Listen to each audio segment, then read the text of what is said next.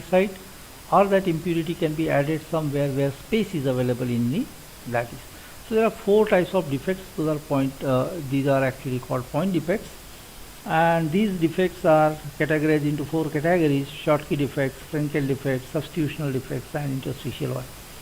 Schottky, they occurs in a pairs. If you look at this Na and Cl, I have borrowed this figure from the web, but that is how you can actually understand the Schottky defect. So cation from regular lattice side and anion from regular lattice side at the same time, that must be there in pair. So they actually move to the surface. Then Frenkel defect, something is missing from the regular lattice side, red ball is missing and it occupied actually a space available in the lattice.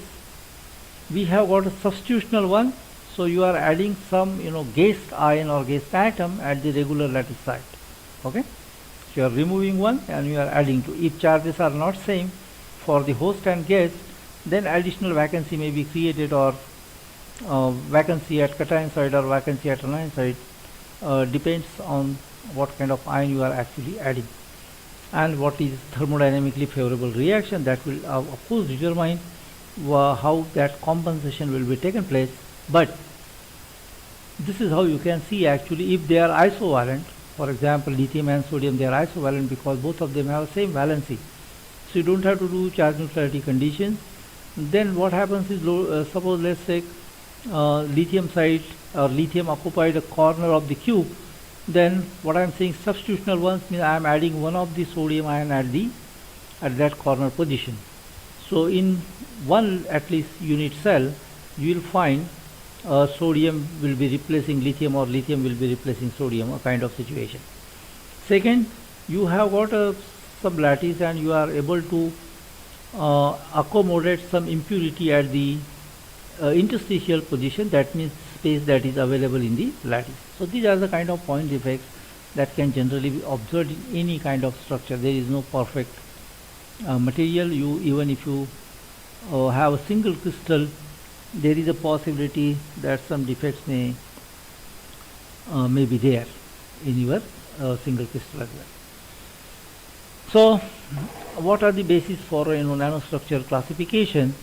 So that we have seen, in fact, what is our requirement. One of the dimension of the particle or any building block, okay, one of the dimension at least should be equal to or less than 100 nanometer.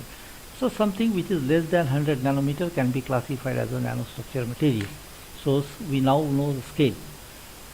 Physically it is determined always, it is not less than 100 nanometer, that means we can actually classify the nanostructure material. Sometimes some of the effects, okay, internal size effect and external size effect, classical or quantum size effect. So this phenomenon determines this critical length, okay.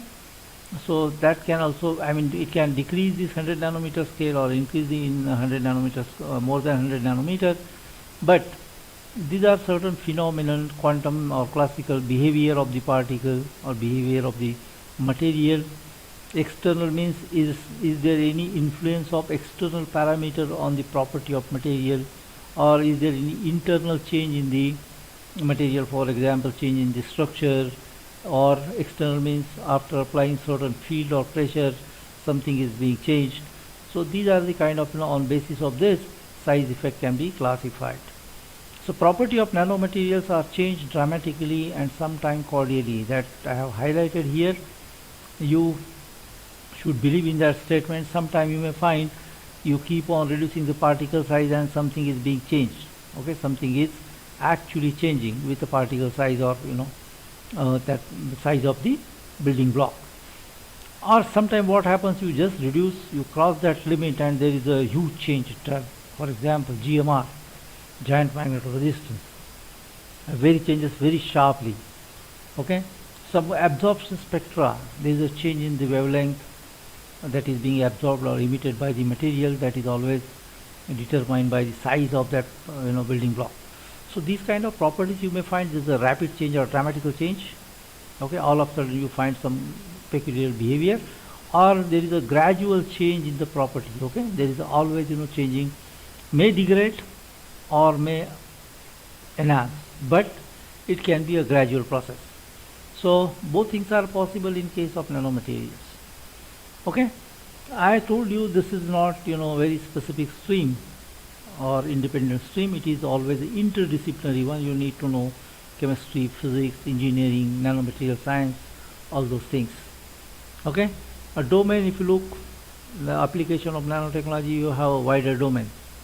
And that is how that becomes actually the interdisciplinary kind of a stream or science. Now, any material you take, these are the important this is the important triad that you can say, or that gives us information about the materials. Okay, what are these three different vertices here? One, a chemical composition. Then it's a physical structure, crystal structure of that material. Third parameter obviously is going to lead to the property, because this is chemical composition and how the atoms or ions they arrange in a space, that determines the property of material. So we have on one side chemistry, on the other side we have physics. Okay, and if you combine them, they'll intersect at the third vertices. That third vertex is your property, and using those property, if we develop certain processes or technology, that can result into some kind of application.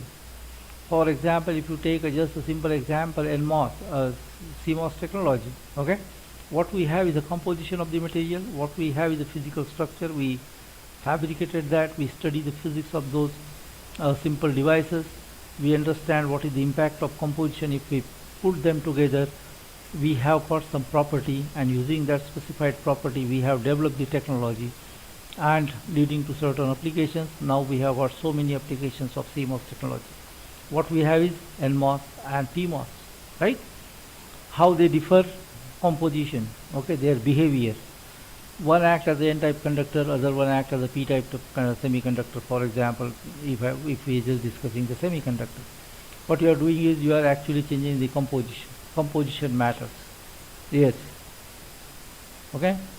So composition changes the behavior. What we do is, using our physics principles, we understand how that electron will actually move in the given periodic potential. So that's a part of physics. Okay. So physics chemistry combines, result into change in the properties. Okay, and those properties we develop the technology so that the technological development can lead to the certain application. And now we have digital circuit, this, that, ultra large scale integration. So these are the kind of applications. Now one of the arm of that triangle is replaced, not replaced in fact, that is there, but we have a nanostructure. We should understand the physics of nanostructure, composition, and that property, that relation still exists. But now we have a new branch where we have those building blocks in the form of nanostructure. We should understand the physics of those nanostructure. Certainly some property will change. That may be dramatically, that may be cordially, and we have got a technology. And after certain developing this technology for processing those materials and formation of some product, and certainly those products will be applicable, or we can use those products. So we have got certain applications as well. And if you just take a lithium battery, right now probably you are using a lithium battery in your mobile that may be having cathode material which must be in a nano form.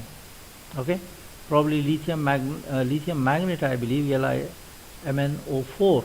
That's the very famous and useful cathode material in lithium battery. So that material, if you fabricate in a microcrystalline form and nanocrystalline form, it actually changes the capacity of storage of your battery. Okay, then rate of kinetics, the way reduction reaction may occur at cathode, that rate of that reaction will be different for material if it exists in a microcrystalline form and if it exists in a nanocrystalline form. So we are probably using that technology. Right now we have got a 10 nanometer node for fabrication of CMOS circuits. So that is all the gift of nanostructure and nanotechnology. So that way this triad is very important, but a fundamental triad of material science. On one side we have chemical composition that is leading to property. If we understand their behavior, so it's the physics, the structure, how they are arranged, how that arrangement and composition can lead to a new set of properties. and technology and applications. So some of the important nanostructure material, for example, these are very important materials. Fullerene atomic clusters are also known as quantum dots. You just check any famous journal, for example Nature Material or Nature, you will find there is a lot of development going on. People are trying to fabricate a transistor on a single molecule. And single molecule, you say cluster of atoms, or even fullerene, because fullerene has a very exceptional properties, in fact electronic properties. One dimensional nanostructure, nanotubes, nanorods, nanowires, nanofibers, so known as the one dimensional quantum wires. If you just add a carbon nanotube into some ordinary carbon, you make a carbon composite, and that composite will behave certainly different from your original carbon composite.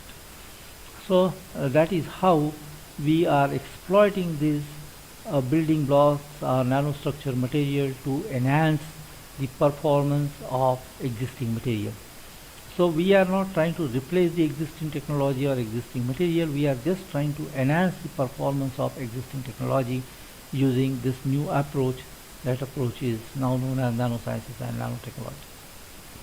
Two-dimensional nanostructure also, you can find heterostructure. You have set up, let's say, two types of nanocrystalline material, you mix them, and if you arrange them in a properly in two-dimensional one, that will result into two-dimensional nanostructure materials, or you can call it 2D quantum well. There are so many applications. One of the best application that way I can tell you, for example, single NMOS device or PMOS device can store just one bit of information, because it can be on or it can be off. On state you can say it's a logical 1, and off state you can say logical 0. So at any time, given time t, your device can be on or device can be off. So that way on off state, so if we consider that's the binary number, so we can at any time, we single transistor can store just the one bit of information, right? But right now you guys are actually using 128 GB, right, flash disk. Maybe you may find 256 GB flash disk, okay? A USB जो हम use करते हैं, these are the kind of memories actually, semiconductor memories उसमें use होती है. And day by day what you find is that capacity of those memory sticks are actually increasing. Why? Because now we are able to store information, 4-bit information or 8-bit information in just a single transistor. And that is being accomplished by tailoring the gate stack, right? We have a gate oxide, it's a layer, right? Over that you deposit certain material depending on this offset in the valence band and conduction band. You can actually form a veil or barrier. Okay, you can form a veil or barrier. I'll just go to the board and will tell you that. So these kind of things, that veil or barrier can be utilized to store the information. Okay, you are actually charging that particular, you are putting certain number of electrons in that barrier, and selectively you are removing those electrons as well. So from different barrier you may need different kind of energy, and depending on that we can actually store more bits of information in now a single device. So this is again a gift of your nanotechnology, you can say that. Alright, typical heterostructure, you see figure 1, the 3-dimensional one, what we have seen is different kind of grains, and I have specifically written their nanocrystallites. Okay, so for sure one of the dimension is of the order of 10 to the power minus 9 meter. Similarly, in this case we have a filamentary structure, right? In this case we have a layer structure. Here we have just a single particles, okay, isolated particles. So these kind of nanostructures are there, and we need a classification. To first thing we need to be able to classify them. So detailed classification based on composition and the chemical composition, atomic arrangement, the size of the building block, all those things can be actually utilized to classify the nanostructure material. Now glitter classification is based on, in fact, very fundamental concept. Okay, I'll just here write down. One, what we have is all this grain. I am just drawing a figure for you, and that figure you just consider it as a cross section of some solid, and all, of course you are going to find some of the grains in it, and the region, a common region or shared region between two grains, that is again defined as a grain boundary. So we can have grain and grain boundaries. Okay, so let's take this is our one grain, and this black solid line indicates the boundary region. Fine, of any shape you can draw, doesn't really matter.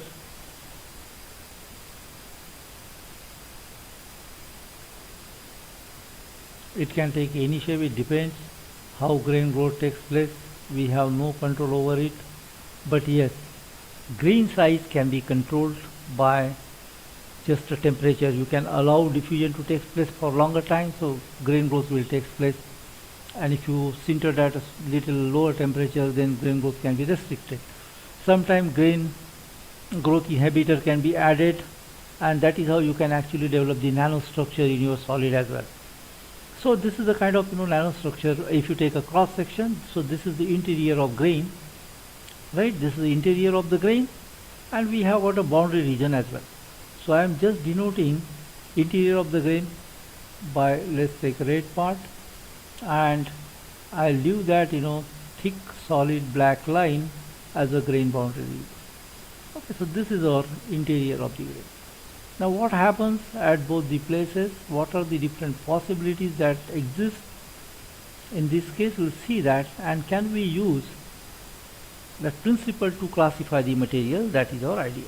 Now this grain, let's call this G1, and we have got G2 over here. Okay, now first possibility is G1 and G2. Okay, G1 and G2 may have same composition. Okay, may have same composition.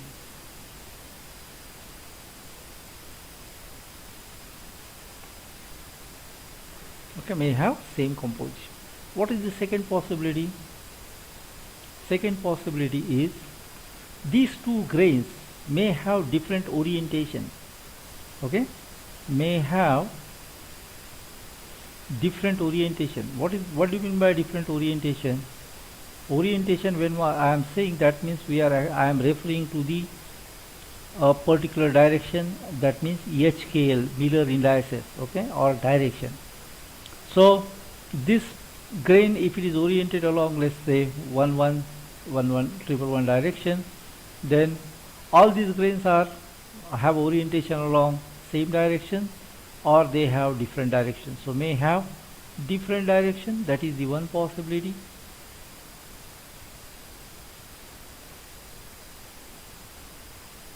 Alright, so may have different direction. So these are the different possibilities that exist. Okay, may have different direction. Third one, may having same direction.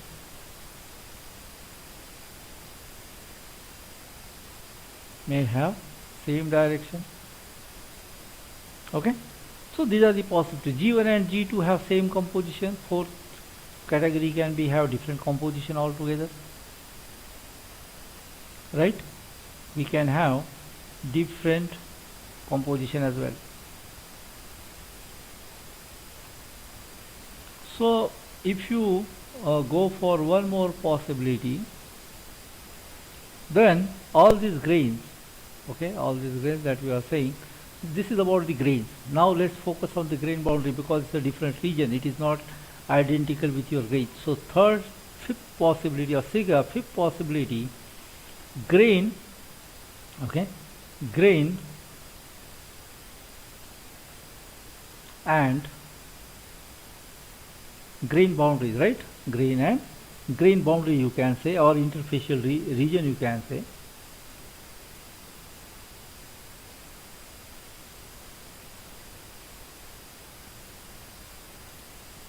Okay, interfacial region.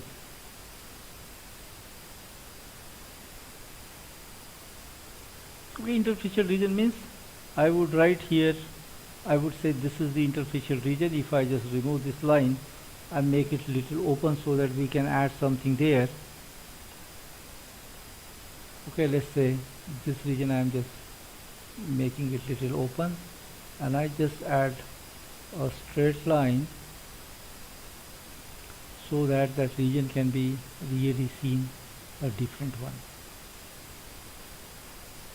Okay, you can draw this way, region everywhere, which will be different than your green boundary, green, right? So this is your green boundary region, you can say this way. This is the green boundary between these two regions, and this is the green boundary between these two grain, and there exists a green boundary between these two grain. Now this grain, they can have a different composition. So I am just painting with a different color. So we have got this. So what is the outcome? Outcome is the grain and interfacial region may have, okay, may have same composition. Am I correct? May have same composition and may not have same composition, that is the sixth one or sixth category. You may have different composition, I may write.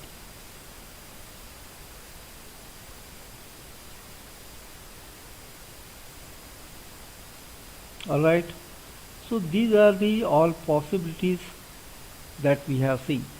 Okay, now what is the important point is, important point, if I write D, a critical length or some one of the dimension must be less than or equal to 100 nanometers.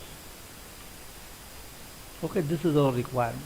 If any of these crystallites, if less than or 100 nanometer along any one of the direction, then you can go for, you can apply this classification, glitter classification, and you can identify that material, although at least qualitative.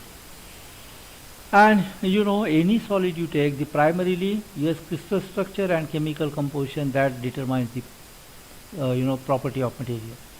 On the second level, it's the microstructure. It's the microstructure. We would say this figure called microstructure. So whenever you take a cross section or how those grains are actually arranged in 3 dimensions, that particular thing is called microstructure, and this microstructure determines the property. And in the given microstructure, we are using a grain of this length dimension as our building block. And what are the different possibilities we can have?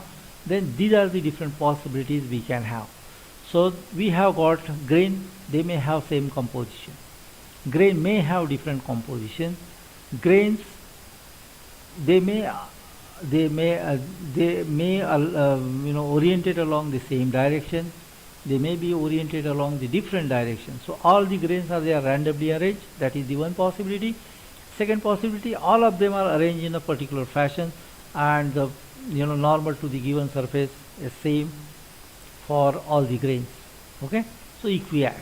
Then grain and interfacial region have a different composition, and that is the one possibility. Another possibility is we have grain and interfacial region, they may have same composition. So based on this fundamental aspect of microstructure, Glitter classified the nanostructure material. So if you look at, go along arrow row, we have chemical composition of the crystallite same, different composition of the boundaries and crystallites, they are different, and we are able to disperse the crystallite building blocks in a matrix. Okay, matrix means you have some host material, you are adding something, but composition of the matrix and the whole matrix and the guest or dispersed phase may be different.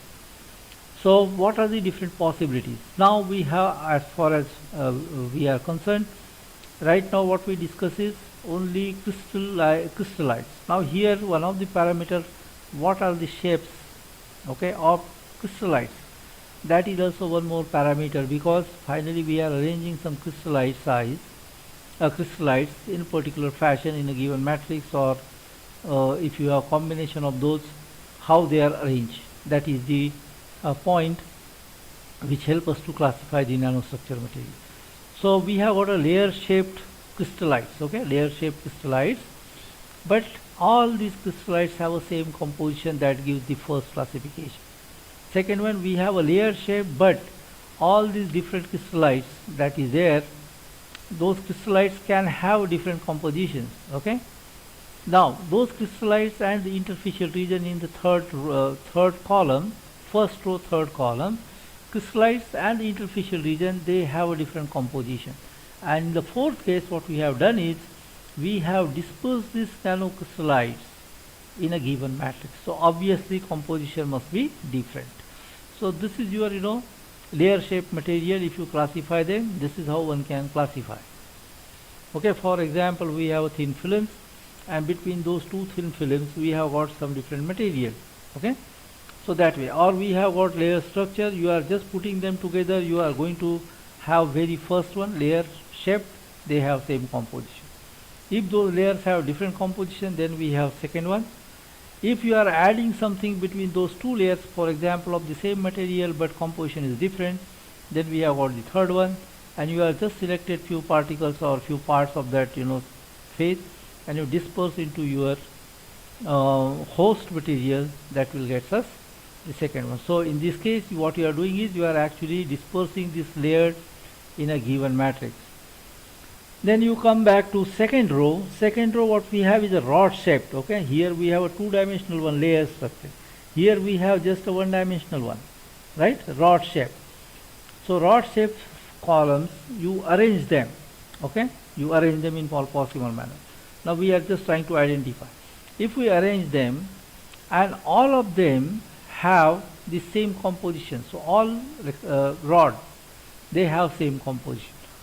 Then the rods that you have, some of them may have different composition, some of them may have some other composition. So composition of all these rods are actually different. If you arrange them this way, that gets us this material, this particular kind of nanostructure material. Now you have got a composition of the grain boundary region or interfacial region between two rods, okay, and the rod. So composition of rod and the composition of interfacial region, now they are different. And the fourth one, we are able to disperse this rod in some given matrix. So it will look like this way, and this is a kind of composite. So we are able to classify composite where second phase is dispersed, but they are in a rod shape. Here what we have is a layer shape. Here we have a rod shape. And third category, we have all the grains. Okay, all the grains. Of course, that 100 nanometer scale should be satisfied.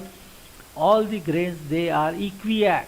Equiax means their orientation is just, for example, if you consider this plane, if it is a 100, then all these surfaces that you are actually seeing here, they must be having 100 surface. Okay, so they are oriented around certain direction in the crystallographic direction. And all these grains, okay, equiax grain, they have same composition. Then you have this class of glitter classification, or this way you can use the glitter classification to classify the materials. Second one, again a composition, so you have all n number of grains. Out of those n numbers, let's say assume 50% of those equiax grains, they have different composition than rest of the 50%. Then you get some kind of arrangement that is called nanostructure, which can be categorized in this particular row, third row and second column.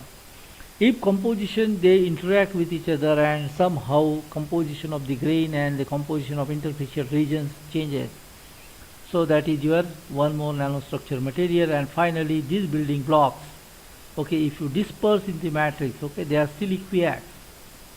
Okay, all these grains are equiax, but these grains actually you disperse in a matrix, that gives us this particular classification. Okay, so this is how glitter actually classify the nanostructure material. It is based on certain orientation of building block and the compositional inhomogeneity. That is actually a basis for glitter classification. But if you think of this glitter classification, we are not able to use the nanoparticles in this case. We have got layer structure, column structure and these grains. Okay, these are our building blocks. We have got a nanostructure material, for example, fullerene or cluster of the some atoms or molecules that cannot be really classified using this glitter classification. That is the disadvantage of your glitter classification. Now next point is we have one more classification so to come or whatever disadvantages we have in a glitter classification. To overcome those classifications, we have a new classification scheme, that is KD element scheme. Okay, in this scheme all these nanostructure materials can be classified, remember. And here KD element, K indicates the overall dimensionality of nanostructure material. Okay, overall dimensionality I am saying means how you are going to arrange all nano blocks or building blocks in a space. So that will be told by this K, that will be informed by this K. D just the kind of dimension, so abbreviation of dimension is written as D. And this L, M, N, they actually describe the dimensionality of building blocks. Okay, whether you are using a zero particle, where you are using a filament or some kind of tubes or some ribbons or anything. So that will be described by this element.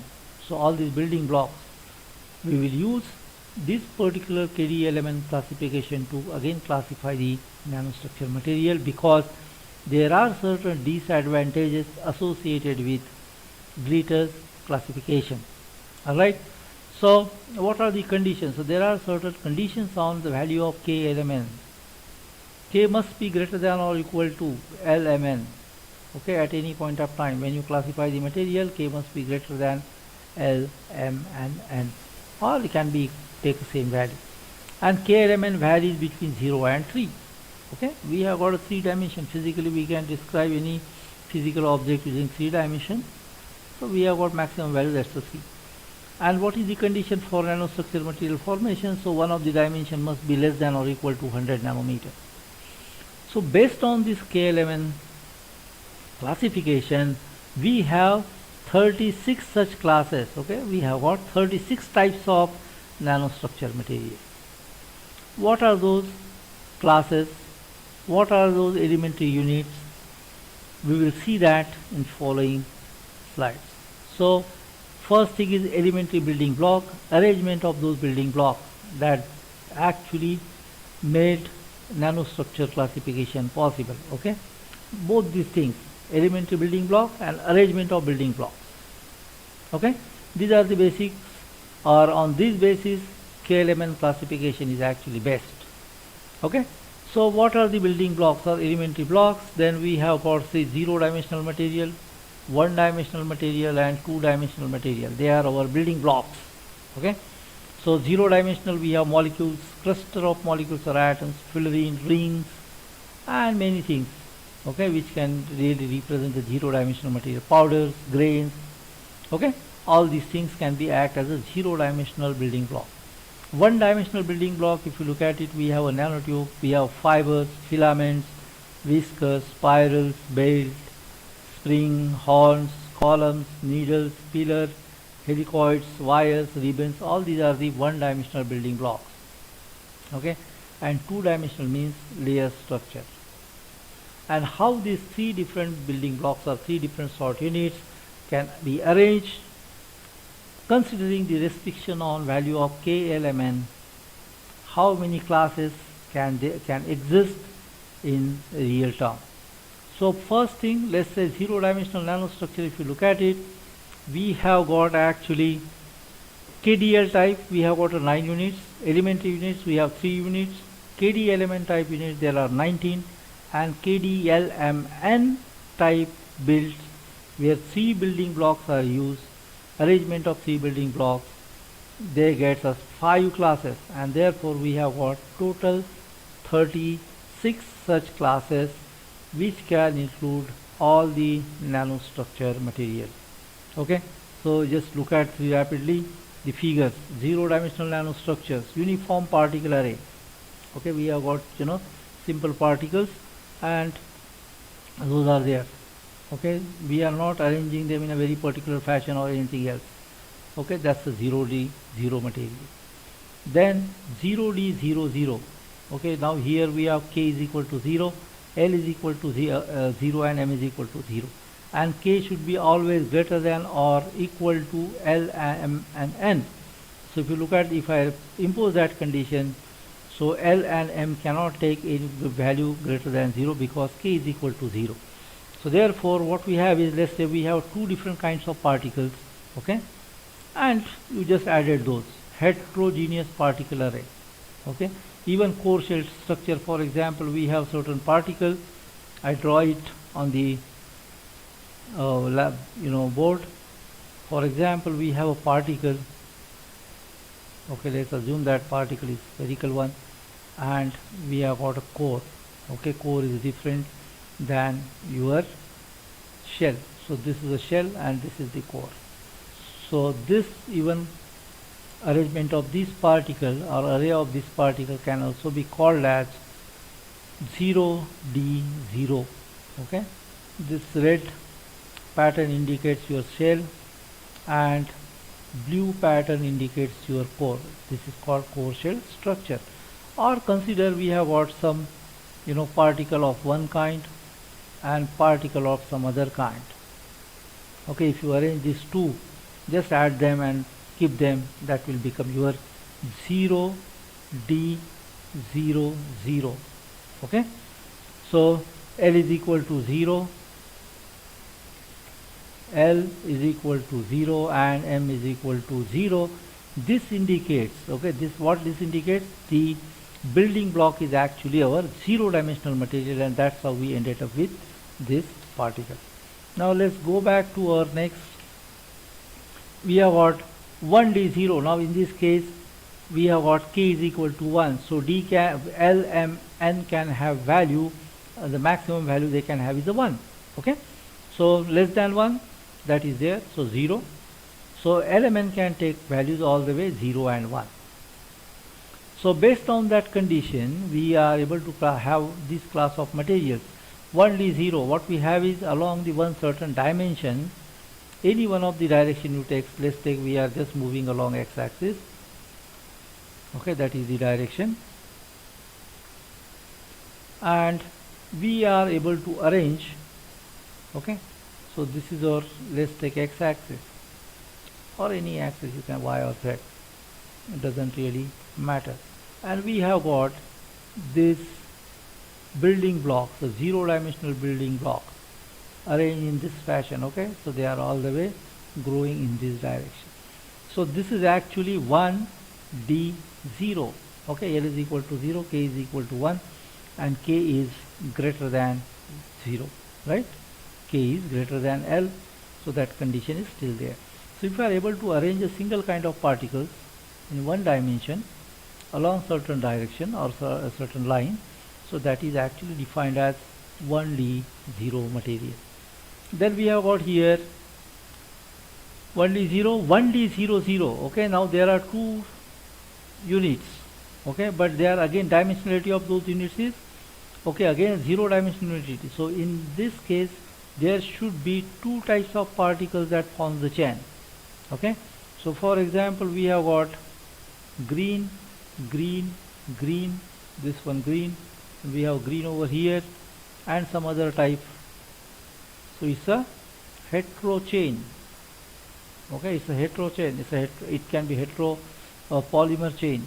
This is a polymer of chain of single monomer. This can be a chain of more than one monomer. So hetero polymer chain can again be classified as this particular 1D00. Now 8th number, if you look at it, it is 1D1, okay. It is 1D1, 1 K is equal to 1, and I told you L, M, N can take only value less than or equal to K. So here maximum value of L can be 1. So 1D1, so we are now arranging one dimensional building blocks, okay, along certain direction.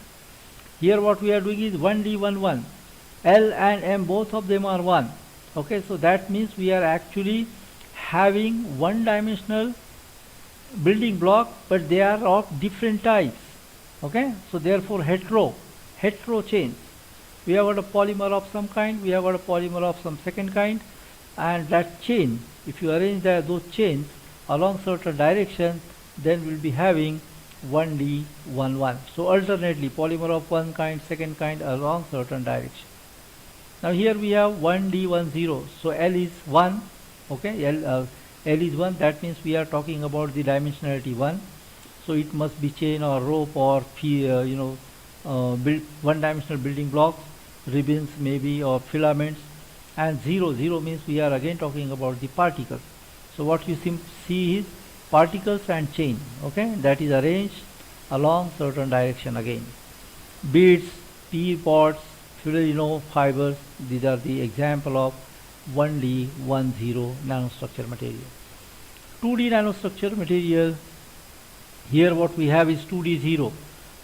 Again L is equal to 0, K is equal to 2, and in this case L is less than K. But L is equal to 0, that means we have got just one unit, one short unit, and that unit dimensionality is again a 0-dimensional one. So therefore we should have a 2-dimensional array, okay, 2-dimensional array. So that means if you arrange this particles, okay, arrange these particles or any one-dimensional unit along certain surface, okay, I arrange this in a given surface, okay, all these particles, we can have those particles arranged, but particle of one kind, okay, particle of the same material, for example, if you arrange them, okay, this way, or any other possible arrangement you can assume. So this kind of nanostructure material is nothing but 2D 0.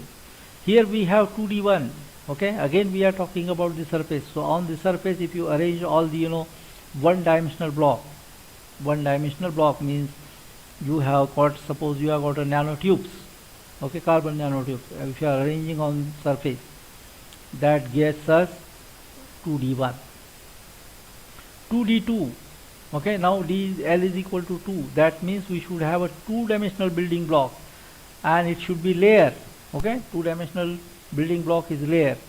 So this 2D2 means dimensionality is, of course, overall dimensionality is 2. So that means we are talking about a 2-dimensional structure, but what is the building block? Building block is actually layers. So these layered films, right, tiling, mosaic, they are actually 2D2 nanostructure materials. 2D 0, 0, now 2 dimension, okay.